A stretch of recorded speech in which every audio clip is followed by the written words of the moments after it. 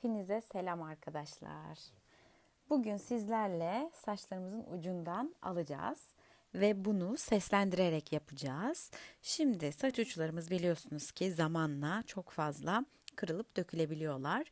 Bugün evde nasıl yapabiliyoruz? Birçok kız yaptı, ben de yapıyorum. Bunu nasıl yapacağımızı şimdi size göstereceğim. Öncelikle bir adet makasımız var tabii ki. Kesen, güzel bir makas olsun. Aslında terzi makası da çok işe yarıyor ama ben evde bunu bulduğum için bunu kullandım. Öncelikle bu ipli yerlerden bağlıyoruz. Arkasından da şimdi belirlediğimiz boy kadar kesmeye başlıyoruz. Evet, heyecanlıyız. Şu anda keseceğiz. Bakalım. 1, 2, 3. Kesiyoruz. Biraz heyecanlandım burada çünkü niye diye sorarsanız saçlarım çok önemli benim için. Beni takip edenleriniz biliyor. Çok kısa kullandım. Neredeyse kulaklarıma kadar kısa kestirmiştim saçımı. Ve artık uzamaya başladılar. Uzatmak istiyorum ve sağlıklı olsunlar istiyorum. Ve ilk parça bitti. Gördüğünüz gibi aldık. Ucunda çok azıcık kalmış. Onu da toparlıyorum şimdi. Evet.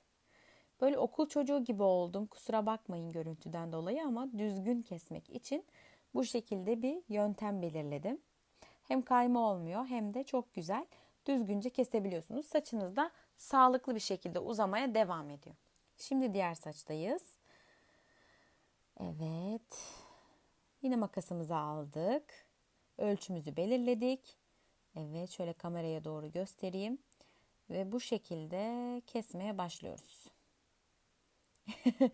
Bu arada bakıyorum saçıma çok fazla gitmemek, kesmemek adına. Zaten kaymıyor lastikle bağladığım için ama yine de ben dikkat ediyorum bunlara ve kırt kırt kırt kırt kesiyorum arkadaşlar.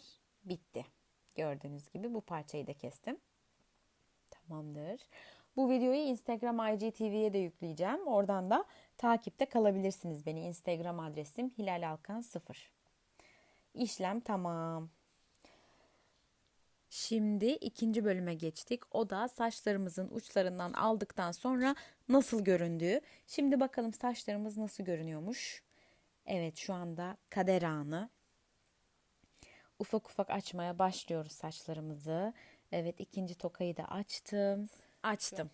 Saçlarımdaki ayrı ayrı renklerden dolayı lütfen kusura bakmayın. Siz bu videoyu izlediğinizde ben çoktan saçımı boyamış olacağım. Ve kendi renginde doğal bir ton olarak karşılaşacaksınız. Şu anda ne boyuta geldiğini görüyoruz. Evet, fotoğrafta paylaştım sizinle. Yorum yazmayı unutmayın.